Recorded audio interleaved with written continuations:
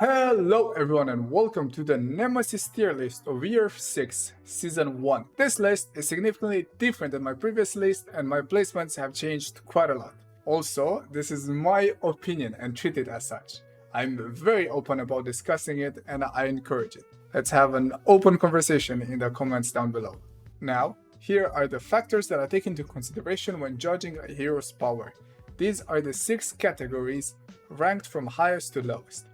Teamfighting, counters, anti-ganking, ganking, duels, and rotations. I wanted to explain what makes a hero good in each category, but I believe there is just too much to talk about. So instead, I decided to gather some really smart individuals in this community and host a podcast on April 9th at 5 UTC. And then I will go in depth about teamfighting theory and literally everything that goes into making a character powerful. Anyway, without further ado, let's get into the tier list. Let's start with S tier. These are the best heroes in the game and are literally mandatory when making a good team composition. Pirate. Really powerful teamfighter that is very mobile and safe in teamfights. Creates many opportunities for teammates to land damage with a guaranteed gunshot follow-up. Really good ganker with setups that can easily one-shot with walk the plank. One of the best anti-gankers due to cancel recoveries and powerful target swaps. Game-changing feats, especially her tier 3. Overall, one of the best, if not the best, teamfighter in the game that destroyed the hyper armor meta through her ability to interrupt uninterruptible attacks. Jiang Jun. Amazing teamfighter with wide hitbox unblockables or hyper armored high damaging heavies.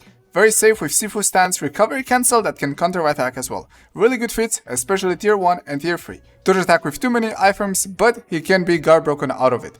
Long range fast safe peeling capability with his dash heavy and okay initiator with his dodge bash. Overall, his strength comes from his teamfighting capability with a huge area of effect, which is very much value when ranking heroes in 44. Shinobi. Good teamfighter that creates opportunities for teammates to land damage. The most mobile and safe hero in the game, but comes at the expense of lower health and assassin guard. Good tier 1 and tier 2, but the rest of his feats are outmatched. Currently, the best ganker in the game with super easy to set up ganks. Really fast running speed which allows him to chase and attack enemy points very easily and effectively because it synergizes with his good duel potential. Overall, this is the character that initiates and makes room for his teammates to land their high damaging moves. Moving on to A tier, these heroes are all really good and can fill the 4th spot on a team composition very well. Raider. Really powerful, independent hero that has a lot of damage and a hyper armor. Amazing feats and considered by many broken. Why is he not S tier? The top 3 heroes give him a hard time right now because they're either interrupting his hyper armor or have many ways to play around it with recovery cancels. He becomes less effective offensively, so he has to go on the defense, which he is very weak in, considering he just has below average dodge attack and really good dodge range. I would say that he would be S tier if we take raw objective strength alone, but the fact that he gets countered a lot makes him lose value in my eyes. He's still an amazing hero, with good ganking potential, amazing anti-ganking, and powerful dual capability, but in terms of team fighters, he is bested by the top 3. We're even considering switching off Raider on Nemesis. Zhanhu. Powerful teamfighter that excels at punishing enemies for attacking, with an undodgeable zone attack that beats recovery cancels through dodges or any type of iframing moves such as Sifu or hidden stance. Wide unblockables add very much value to his offensive capability. Really safe hero considering he has a dodge recovery cancel himself that can be used to deflect. Good fits, especially his tier 2, good gank initiation, average 1v1s, mostly due to the early dodge tech that counters his neutral bash. His cons are fixed guard when dodging and low HP. Overall, a teamfighting machine that takes advantages of the increased recovery cancels present in the meta. Kyoshin. His teamfighting strength comes a lot from his full block that can be recovery cancelled and can CC people trying to interrupt his follow-up. His tier 1 is brokenly good. Arrow Strike, if the map allows it, is also really powerful. One of the better tier 3s and a tier 4 very similar to Zhanhu's. He does not have a lot from neutral, but he does offer an undodgeable heavy in-chain to combat dodgers and recovery cancels. He is a more defensive hero, but does struggle against unblockables. Decent ganker with guard break for unblockable that confirms a teammate heavy and possible follow-up. Dodge attack is really decent, full block is really powerful, but his con is that he does lose a lot to unblockables, especially from neutral like Raider's zone attack. Overall, a very powerful teamfighter and decent anti-ganker. Warlord. Decent peeling tool, similar to Zhanhu's zone, but at a higher stamina cost. Headbutt for pressure that can be CC'd if interrupted. Neutral hyper armor, which always helps a lot. Full block is good, but lost value due to many unblockables in the meta. Amazing feats with Juggernaut that makes him an amazing staller. Combine it with Fury and Flask and you have a motherfucking tank for sure. Ledging potential is still there. If thrown on the ground, he has one free charge to ledge you with. Overall, an okay team fighter with points in anti-ganking and stalling. Especially good because he does nice versus Raider and Jiang Jun. Aramusha. Similar team fighting capability like Kyoshin, but lacks undodgeable heavy and broken follow-up after a successful full block. Makes up for it with Juggernaut, which is broken for stalling, decent fits with Bounty and Fear itself. Powerful anti-ganker that has decent pressure and a high chance of actually winning outnumbered, the best 1v1er in the game. Zone also adds decent pressure in teamfights due to its underrated hitbox. Ganking capability is high on this guy, he can infinitely bash you to death or to revenge with a teammate. His dodge attack adds a lot of value because it can be delayed very much for extra iframes. Overall, a very well-rounded hero. Shugoki. So everyone with Juggernaut already has huge points in my eyes as he is instantly a good anti-ganker. His teamfight is decent but not too crazy with hyper armor from the zone that comes in fast for peeling capability and initiation. Hyper armor on follow-ups, but unfortunately low damage. Shugoki gank is still one of the strongest in the game. 1v1s are a bit underrated for him. I think he does have things going on for him, or at least Tote is really good on him. Dodge headbutt makes for a very powerful avoiding tool while interrupting hyper armor or any mix-up really. Outside that, he lacks chase and mobility and has a low area of effect, but can still be very effective in his little space. Blackfire.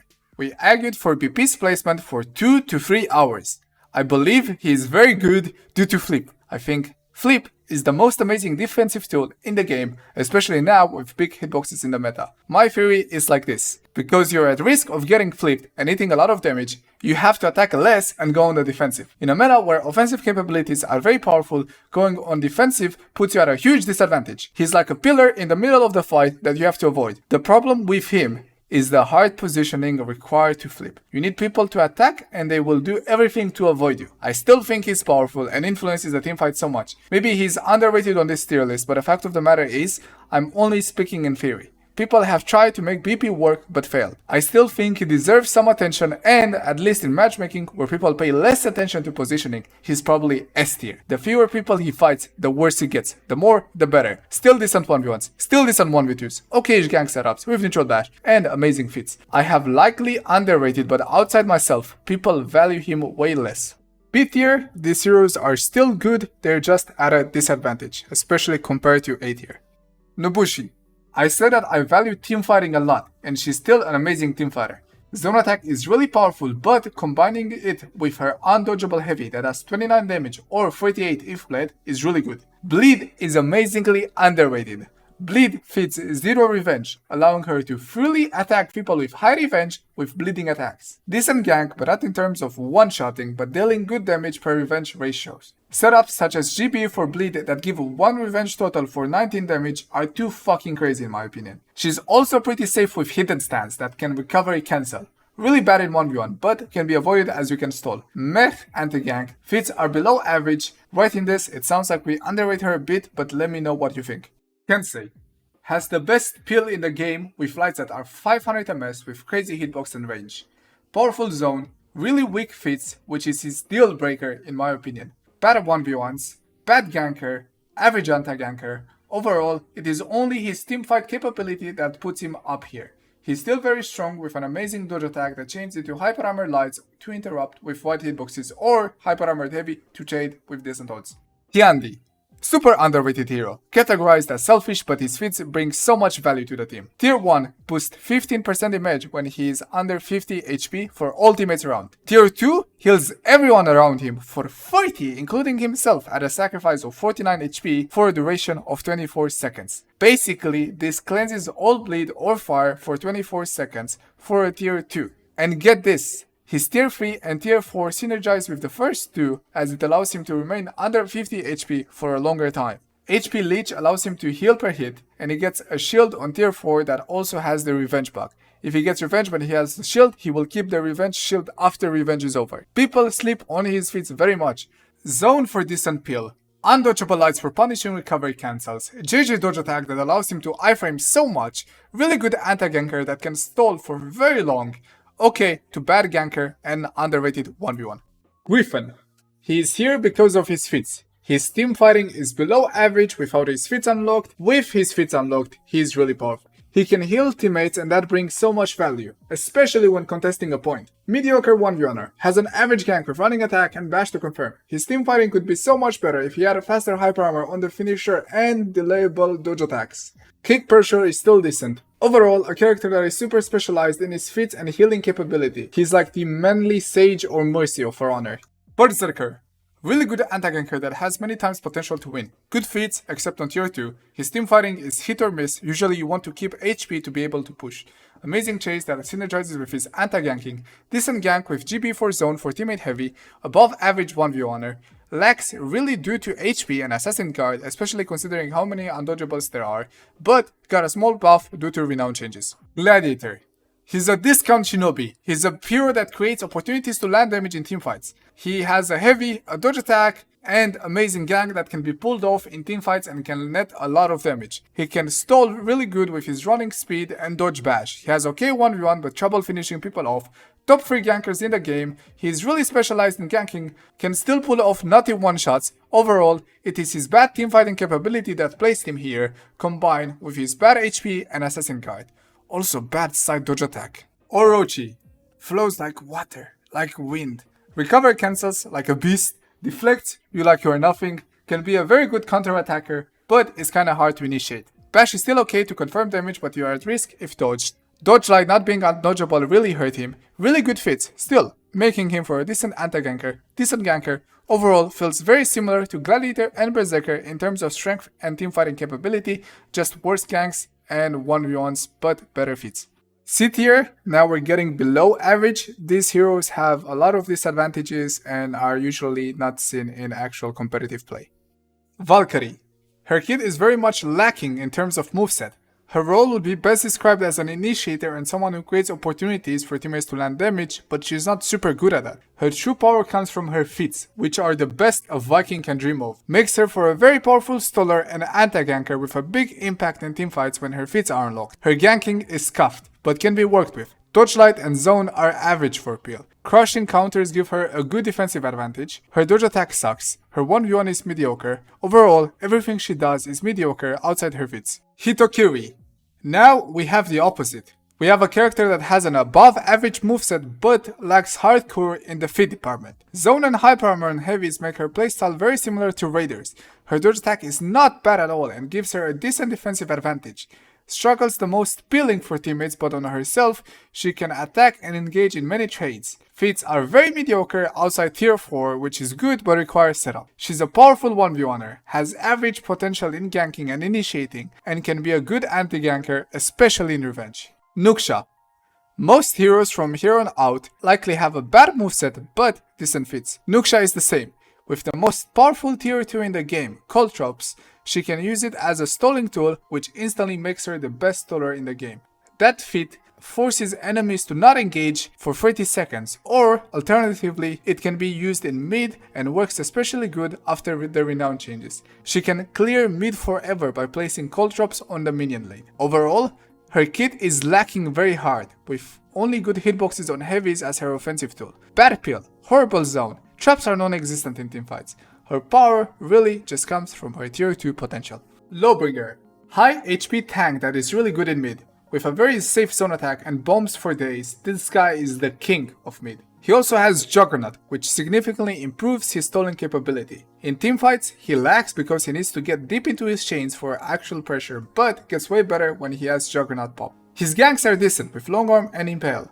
1v1ing him takes very long and he is very hard to kill. But overall, his teamfighting capability based on his moveset is somewhat weak. His strength comes mostly from his feats and tank-like attitude. Shaolin. I have underrated him in the past, but once he gets into his tier 3, he can add so much value to a teamfight.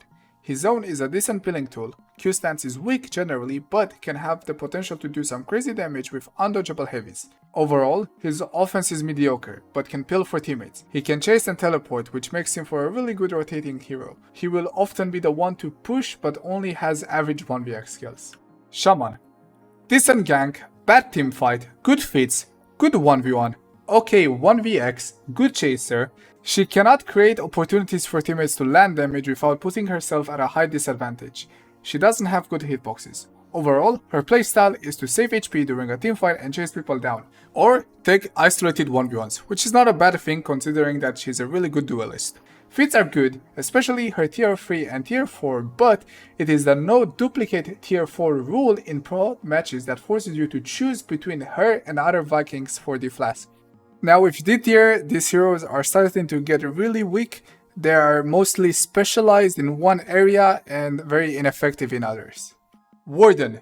He has a really good zone attack that can peel and punish very well. He has an unblockable that adds pressure. Shoulder bash is hard to use in teamfights because it takes so long to charge for little damage. No dodge attack or any defensive capability. Dodge forward heavy is good for peeling far away. Decent 1v1er. Okay anti-ganker. Where he really lacks is feats. Bad tier 4 and tier 1 helps him to get his feats that are bad in the first place. Centurion. A very specialized hero, having so many points in the ganking department and nothing else. He still has many one-shot setups, but lacks in literally everything else. Weaker 1v1er, horrible teamfighter, one of the worst actually. Anti-gank can be okay only if you have revenge, but one bad read and you're done. Feats are okay, with the exception of tier 3, which is really powerful. Overall, a very one-dimensional character that has to only gank to get value. Conqueror.